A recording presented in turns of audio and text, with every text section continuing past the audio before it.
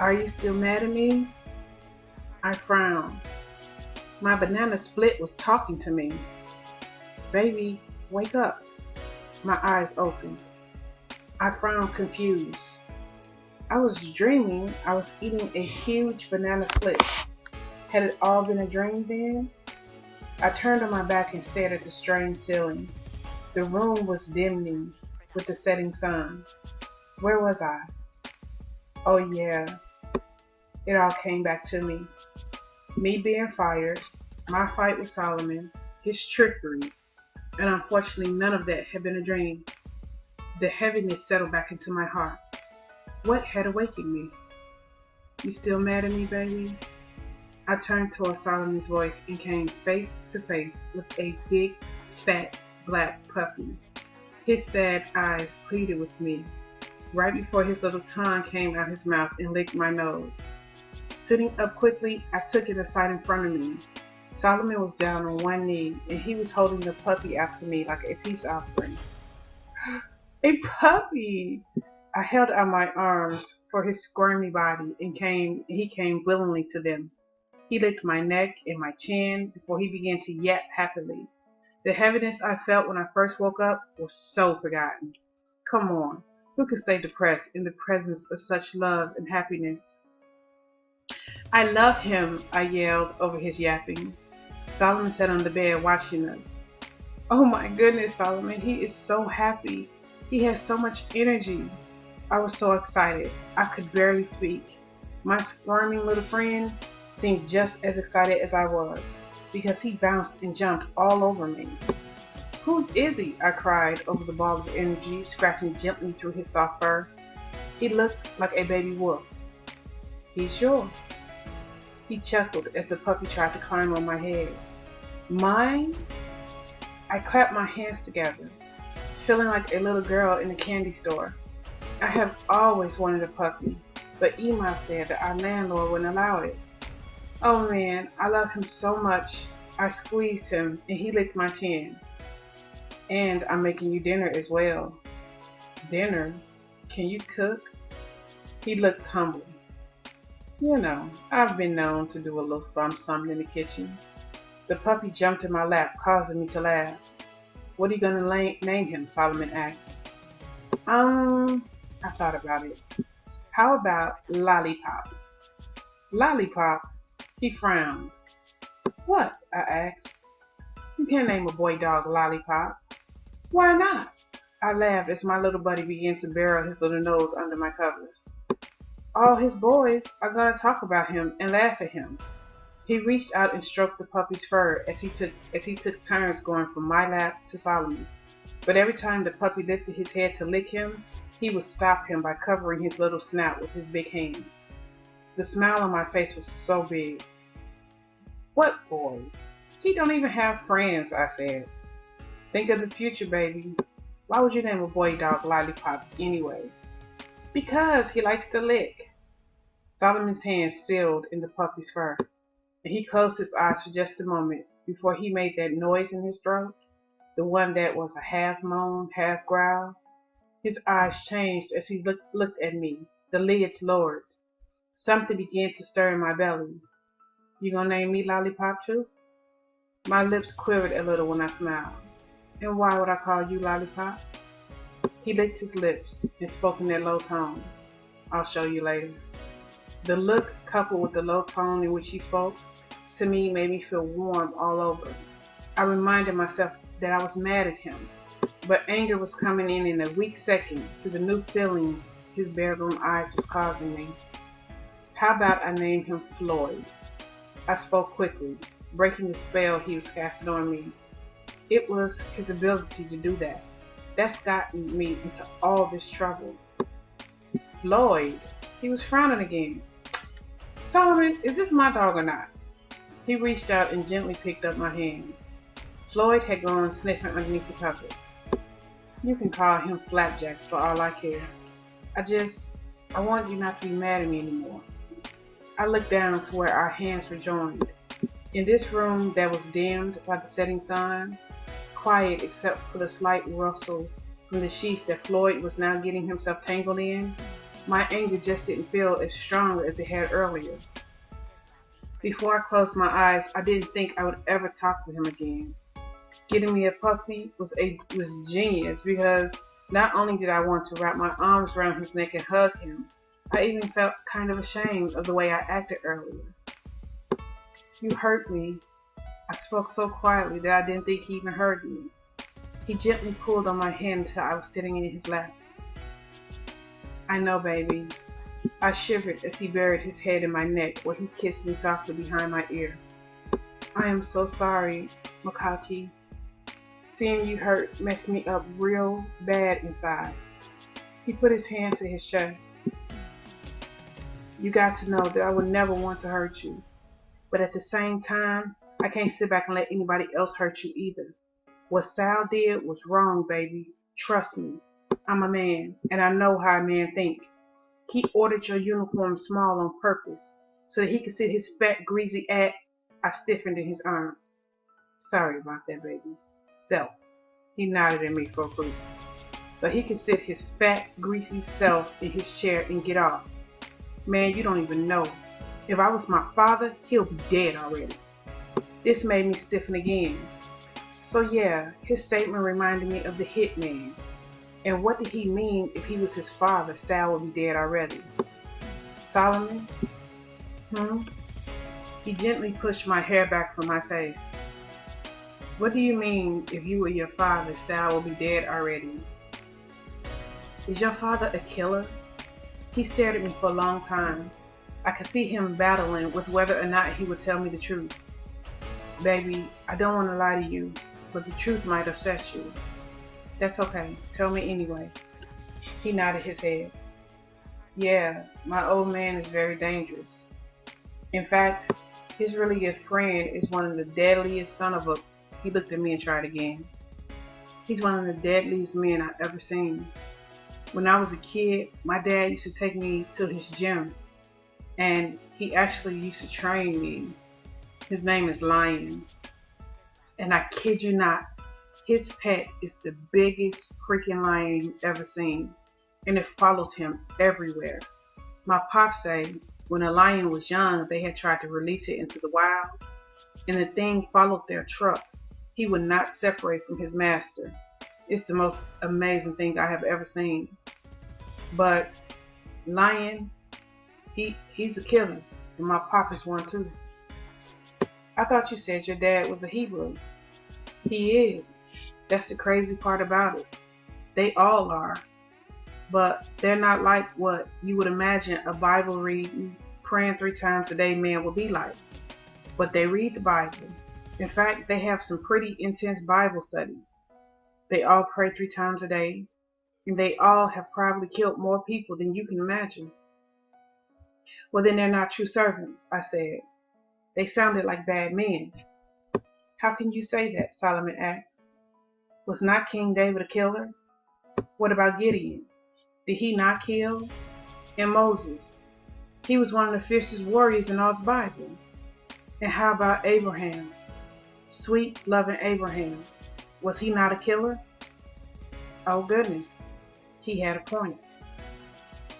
Lion told me once, he continued, when I asked him why they were like they were, he said there were some servants of Yah whose job it was to be warriors. He said it's how Yah created them. He told me I was like them, and that one day Yah would reveal this to me. I shook my head. No, you can't be like that. Do you feel like that? Have you ever killed anybody? I know I was firing questions off at him, but I had to know. Sal really feared for his life earlier. Solomon stared at me for a while. All you need to know is I will never hurt you. I will protect you with my very life. And if I can help it, I'll do whatever it takes to make you happy, because having you mad at me was not fun. He pleaded with me with his eyes to accept his explanation. I had so many questions, and it didn't escape me that he never answered my question, which in itself was answer enough. Solomon had killed before, and it didn't look like he had lost any sleep about it either. He was right though. Not all those in the Bible were priests. Some of them were in fact warriors. And yes, if I'm telling the truth to myself, they were pretty fierce. Just look at King David. There was none more deadly. And if it was Yah's will for this man to be a warrior for him, then who was I to speak against it? He and my world were not intertwined like that. As soon as Yah showed me which way he wanted me to go, I was gone. So whether or not Solomon was a killer meant nothing to me. I had my own life to try to figure out. So you went and bought me a puppy, I said. He wore a one-sided grin. Like you say, I'm a lawyer. I don't mind playing dirty. I rubbed his cheek, letting my fingertips scratch softly in his beard. His eyes closed and he leaned into my hand. I laughed because he reminded me of Floyd. I'm sorry I said those bad things about your family. Nah, don't apologize. It's true. My family haven't exactly made their money the honest way. I guess I can see what made my old man walk away. I continued to rub my fingers through his beard. I wanted to ask him about that, but something was telling me he just wasn't ready. Whatever went down in his family really affected him negatively. So, about that dinner you promised me. I just realized I hadn't ate anything all day and I was really hungry. Oh shoot! He jumped up with me in his arms, and after standing me on his feet, he bolted out the room. I picked Floyd up and ran after him. I could smell that something was burning as soon as I left the guest room. Floyd and I made it to the kitchen just in time to see him dump a severely smoking baking dish in the sink. Damn! This was my world-famous pot roast. He looked so distraught. I had to bite my cheek to keep from laughing at him. I walked over to peer in the sink. From what I can see of the remains, it looked extremely dried out. I didn't smell any seasonings. There was no carrots, potatoes, onions, nothing. It looked like he took the thing out of the wrapper and just put it in the pan. I looked at the oven and it was turned all the way up to broil.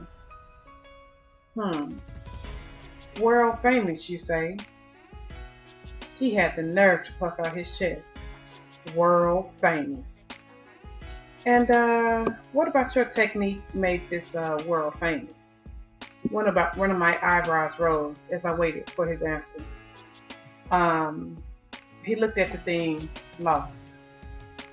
Okay, that was my first time trying to cook anything like that. His grin made him look like a little boy whose hand had just got caught in the cookie jar. So what can you cook? I put Floyd down on the floor. My arms were starting to get really tired. He was a really big puppy, which meant he was going to be a huge dog. You know, I can cook the basics, toast, and he thought hard. You know what? I can boil a mean egg. I laughed at him as I walked to the fridge to look inside. For a man that obviously couldn't cook, he had a fully stocked fridge. Why do you have so much food if you can't cook it? Jamie does that. I really have no idea what's in there. I know about my cabinet of cereal. He opened the cabinet that had about 8 boxes of cereal in it. And I know where to find milk. If Jamie don't cook anything for me, I know I'm just eat a couple bowls of cereal and call it a day. Who's Jamie? The smile left his face and he shook his head. What? I laughed at him. He was being so goofy. I ain't telling you. Why not? Because you're going to judge me and you're going to call me evil. Solomon, I screeched. Why did he keep teasing me? I apologized about that. I said I was sorry. He laughed.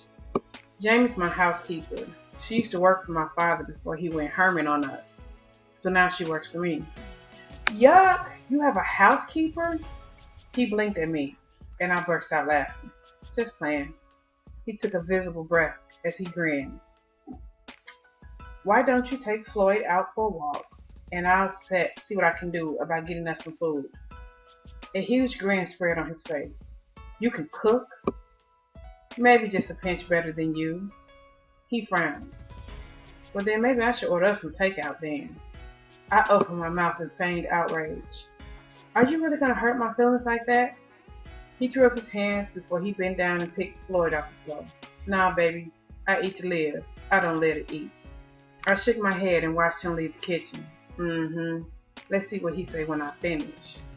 I took some chicken wings out of the freezer and put under water to start them to unthawing. I put on the water to boil for some macaroni noodles and a pot of grease to getting hot for my fried chicken. If there was one gem my Imam taught me, it was how to throw down in the kitchen. In the pantry, I found 4 sweet potatoes. Oh yeah, we'll see about him ordering takeout when I finish.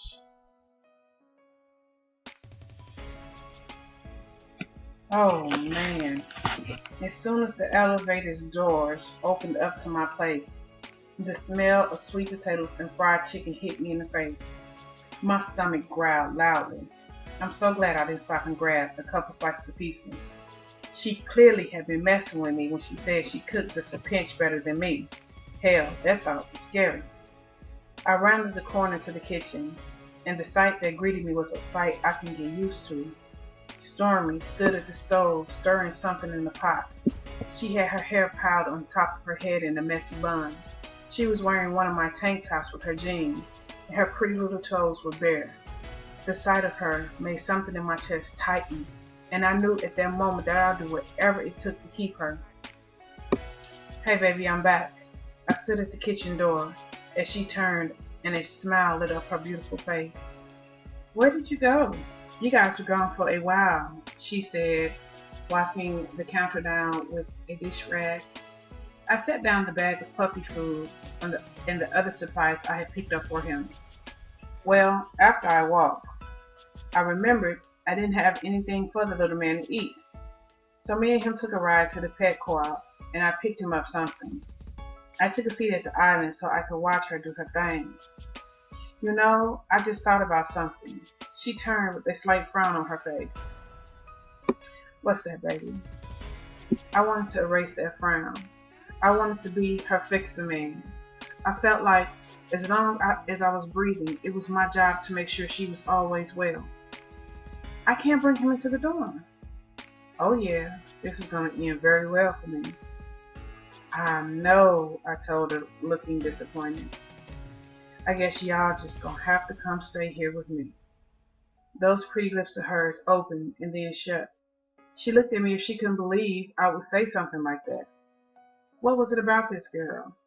Had I said this to any other girl on campus, their moving truck would be outside my door before I had even finished the sentence. But not this little shorty here. She gotta make a brother beg to be with her. And I wanted to. I mean, this little mama is deep in my veins. The thought of anybody else sampling her sweet nectar made me want to just crush something. That's why I want her close to me. I want to be able to keep an eye on her. She was so innocent and completely unaware how messed up this world is. I feel it down to my bones that it's my job to take care of her. And that's exactly what I was going to do. I don't think that's a good idea, she said. Why not? We already established that you're mine. I don't see why you would hesitate coming to stay here with me. I hesitate because we haven't even known each other a whole week. You can't just meet somebody and declare them your mate. Maybe you can't, but it ain't never felt like this with another girl for me. I really dig you, shorty, and I don't know why you think I'm bullshit. She cleared her throat and gave me a look that reminded me of my 3rd grade teacher when she would be reprimanding me. My shorty didn't like cursing at all. My bad. I mean, I don't know why you think I'm playing around. I'm not. It's way too soon for something like that. Well, how long do you need? How long for what? She asked as she sat down out 2 plates and began to spoon some goodies on them. I ain't gonna lie, y'all. For a minute, I lost focus. How long till you be ready to move in with me? I couldn't take my eyes off the food. The chicken wings were little golden brown things of perfection. That coupled with macaroni and cheese, which was my favorite, and sweet potatoes candied just right, was doing a brother in. I don't know, she continued. Maybe, I don't know, a year? Way too long, I said before I licked my lips, ready to dive into that grub. Jamie was an alright cook, but she never did soul food. Of course, growing up, I didn't eat it much because my mother turned her nose up at anything that wasn't made by a five-star chef. The only time I ever got soul food was if I was eating it over one of my frat brothers' houses or something like that. Needless to say, I ain't had it in a minute. Well, how long ain't too long for you? She asked, as she put a fork in my plate and scooted over in front of me. 2 weeks, I told her before I picked up the fork and dived in. I had taken about 4 bites of the most delicious cooking I had ever tasted before I realized she was not even eating at all. As a matter of fact, she was standing there looking at me like my third grade teacher again. What? 2 things. First, we have to bless our food. Second, 2 weeks is way too short. She put her hand on her hip in the black woman universal pose. Reluctantly, I put down my fork. About the praying, my bad. The 2 weeks is non-negotiable, especially now that I know you can burn in the kitchen. If I let you out of my sight too long, some nigga gonna come steal you away from me. She laughed and hit me on my shoulder, and although I smiled down at her, I was dead serious.